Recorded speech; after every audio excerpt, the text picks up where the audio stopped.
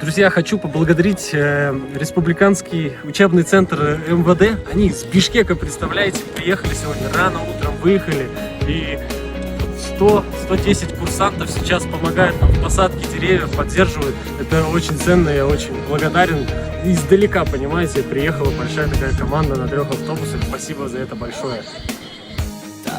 Кыргыз Республикасынын президенти тарабынан демилгеленген Жашыл Мурас улуттук компаниясынын алкагында Республика окуу борборунун кызматкерлери жана талапкерлери 25 000 көчөт отургузганы келдик.